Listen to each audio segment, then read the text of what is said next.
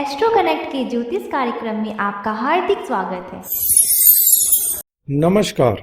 बात करेंगे राहु और केतु के राशि परिवर्तन की और देखेंगे कि सिंह राशि वालों के लिए राहु और केतु का राशि परिवर्तन किस प्रकार का रहने वाला है, इस समय खंड में किस प्रकार के शुभाशुभ की संभावनाएं हैं, किस प्रकार के अवसर और चुनौतियां इस समय खंड में आपको मिल सकती हैं, और साथ ही यह भी देखेंगे कि कार्य व्यापार, धन आय, घरेलू सुख शांति, घर परिवार, प्रेम प्यार और वैवाहिक जीवन के अलावा स्वास्थ्य विषयक बातें इस समय खंड में किस प्रकार की रहेंगी।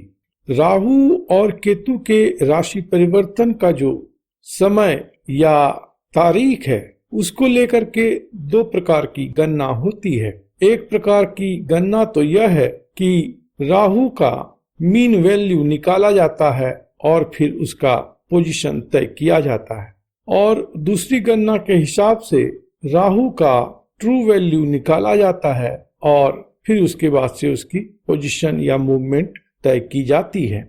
चूंकि राहु और केतु अपने अक्ष पर बड़ी तेजी से अपने गति में परिवर्तन करते हैं, ऊपर नीचे इसका वैल्यू आते रहता है, तो इसको सरल बनाने के लिए इसके औसत वैल्यू को लिया जाता है और इसी को हम मीन वैल्यू कहते हैं।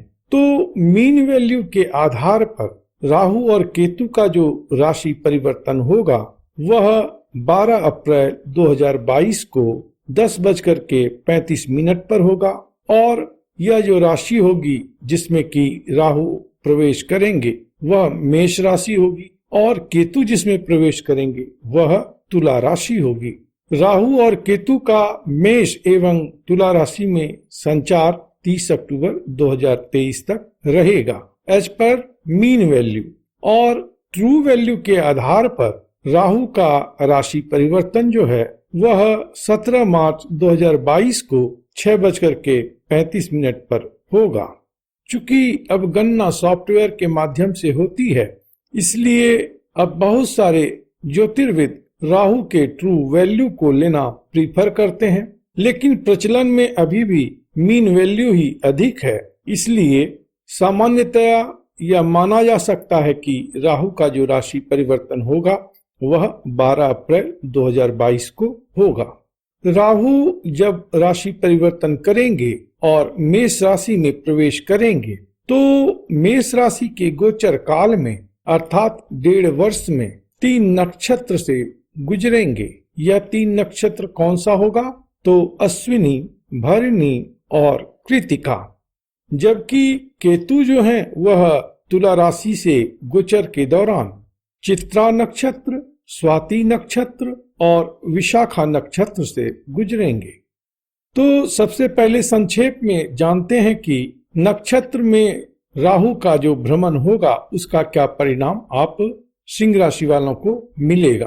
तो देखिए कि राहु जब अश्विनी नक्षत्र से गुजरेंगे तो यह जो नक्षत्र है केतु का है, तो जाहिरन यह उतना शुभद नहीं होता है। इस समय में व्यक्ति के जीवन में उथल पुथल अधिक होती है, उतार चढ़ाव अधिक होता है, विघ्न और बाधाएं अधिक होती हैं, मानसिक तौर पर आदमी थोड़ा सा परेशान होता है। भरणी नक्षत्र में जब राहु का संचार होगा तो यहाँ पर कुछ एक बातों के लिए स्थिति बेहतर रहेगी। धन और आय को लेकर के व्यक्ति अधिक प्रयास करता है और धन एवं आय की प्राप्ति भी होती है। उसी प्रकार से लग्जूरियस आइटम के प्रति आदमी की चाहत बढ़ जाती है, भोग के तरफ अधिक बढ़ता है। हालांकि कई बार इस क्रम में लोग गलत दिशा में भी बढ़ जाते हैं, लेकिन अमूमन हेल्थ वगैरह यदि सही रहे तो यह पीरियड उतना बुरा नहीं होता है। और इसके बाद राहु का संचार जो है वह कृतिका नक्षत्र में होगा। यह नक्षत्र सूर्य का होता है और सूर्य के नक्षत्र से जब राहु गुजरते हैं तो सफलता की संभावनाएं बढ़ती हैं। हालांकि कई बार सफलता पर निराशा का भी बादल मंडराता है, लेकिन अंततोगत्वा व्यक्ति को सफलता प्राप्त होती है। जो लोग पॉलिटिक्स में हैं, पावरफुल पोजीशन में हैं उन लोगों को ऐसे ट्रांजिट से लाभ मिलता है। जबकि केतु का जो संचार होगा तुला राशि में, तो यह राशि जो है शुक्र की राशि है, और केतु जो है शुक्र के बातों को प्रमोट नहीं करते हैं। शुक्र क्या है कि रिलेशनशिप है, लग्जरी है, सुख भोग है, आनंद है, जबकि केतु जो है इससे अलग चीजों को देखता है। यह चूंकि आध्यात्मिक ग्रह है और एक साधु और दरवेश की भांति का है, तो इसको शुक्र से प्रदत्त जो भी सुख सुविधा है या भोग विलास है इसे नहीं चाहिए। इसलिए यह इस राशि में आकर के संबंध को लेकर के चिंता उत्पन्न कर सकता है, वैवाहिक जीवन को लेकर के चिंता उत्पन्न कर सकता है, सुख भोग की जो प्राप्ति होती है उसमें विघ्न बाधा की स्थिति उत्पन्न होने की संभावना अधिक रहती है। और चित्रा नक्षत्र जो है मंगल का नक्षत्र होता है, जो कि इसके लिए फ्रेंडली नहीं है, तो इस समय खंड में वाद विवाद की संभावना बढ़ती है, चोट, ऑपरेशन, दुर्घटना जैसी बातें भी हो सकती हैं। प्रॉपर्टी रिगार्डिंग लड़ाई झगड़ा इस समय में संभव होता है।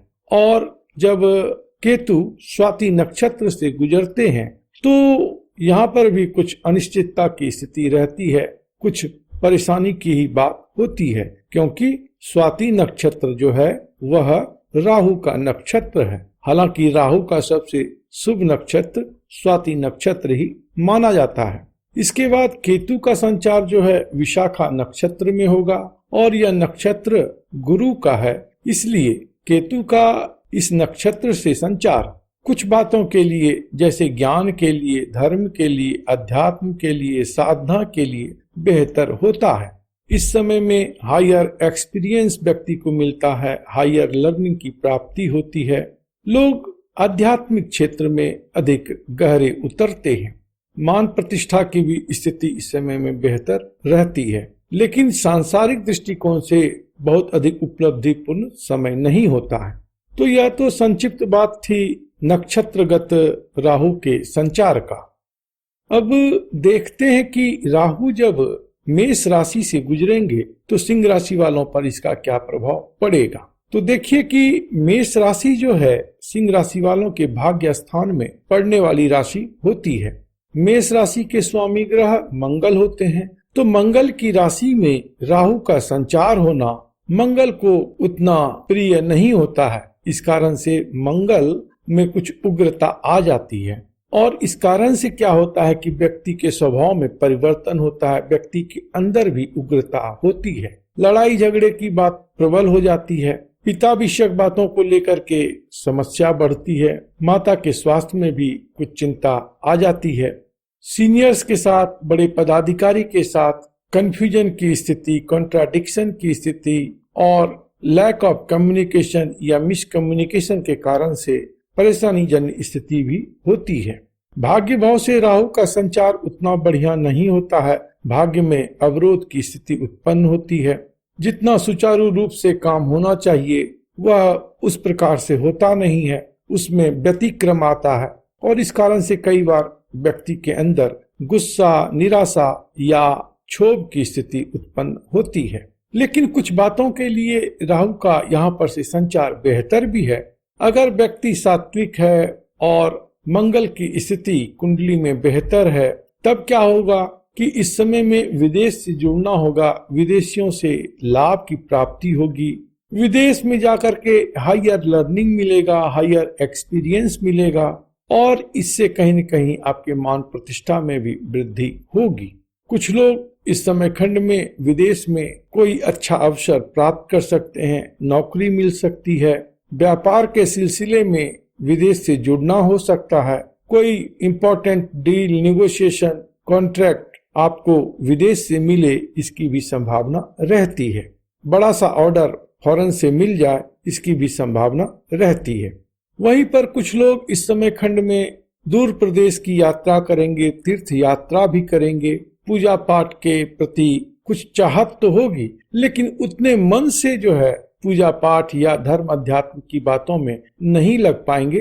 कारण चाहे कुछ भी हो, मानसिक अशांति हो या समय की कमी हो, कारण कोई भी हो सकता है, लेकिन मन थोड़ा सा धर्म कर्म में कम ही इस समय में लगता है। लेकिन बेहतर क्या होगा कि कुछ देर धर्म कर्म में अपने मन को लगाएं और यदि संभव हो तो पवित्र नदी में स्नान करें। इससे राहु का जो यहाँ पर बुरा प्रभाव है वह कम होता है। तो गंगा नदी में या और भी कोई पवित्र नदी हो तो उसमें इस समय खंड में स्नान करना आपके लिए बहुत कारगर उपाय रहेगा। अब देखते हैं कि केतु देव जो हैं आपके पराक्रम भाव से संचरित होंगे, क्योंकि तुला राशि यहीं पर पड़ती है। हालांकि पराक्रम भाव से केतु का संचार ठीक है, लेकिन कई बार व्यक्ति डिसीजन जो लेता है बहुत सोच समझ करके नहीं लेता है, आवेगी निर्णय करता है और उससे उसको कुछ परेशानी भी मिलती है। उसी प्रकार से डील, नेगोशिएशन, कम्युनिकेशन, इन सब में जो है कुछ जल्दीबाजी की स्थिति होती है, कुछ रेस्टिवनेस होता है, कुछ पॉसेसिवनेस होता है, जिस कारण से कुछ परेशानी की स्थिति उत्पन्न होती है। तो आपको यहाँ पर ध्यान रखना है कि इस समय जो आपका कम्युनिकेशन हो वह बेहतर हो। वहां पर बहुत अधिक पायर्सिंग टोन या बहुत अधिक चुभ जाने वाली बात आप ना करें। जितना डिप्लोमेटिक होकर के बात करेंगे उतना ही आपके लिए बेहतर होगा। इस समय में कोई कॉन्ट्रैक्ट हो रहा हो, कोई डील हो रहा हो, तो थोड़ा सा सॉफ्ट अप्रोच के साथ अगर इसमें आगे बढ़ेंगे तो अच्छी स्थिति रहेगी और सफलता भी आपको मिलेगी। इस समय खंड में आपके आत्मविश्वास, आपके साहस और आपके पराक्रम में अवश्य में वृद्धि होगी। बस ध्यान इतना ही रखिए कि वह कंट्रोल में रहे। कई बार अति आत्मविश्वास या अति साहस जो है वह परेशानी का सबब बन जाता है, तो थोड़ा सा आपको कंट्रोल करना है अपने इन सब फैक्टर्स पर। तो राहु और केतु के गोचर का आपको शुभ फल मिले, इसके लिए आप सबसे सुंदर है कि माँ दुर्गा का पूजन करें। साथ ही गणपति जी का भी अगर पूजन करते हैं तो बहुत सुंदर बात रहेगी। इसके अलावा पिता का सम्मान करना, गुरु का सम्मान करना, छोटे भाई बहन और मित्रों के साथ मेल जोल बढ़ा करके रखना इस समय में आपके लिए लाभदायक रहेगा। समय समय पर सफाई कर्मचारी को कुछ सहायता आप दिया करें तो इससे भी आपको लाभ की प्राप्ति होगी। प्रभु आप पर कृपा करें, आप स्वस्थ रहें, मस्त रहें और व्यस्त रहें। ओम नमो भगवते वासुदेवाय।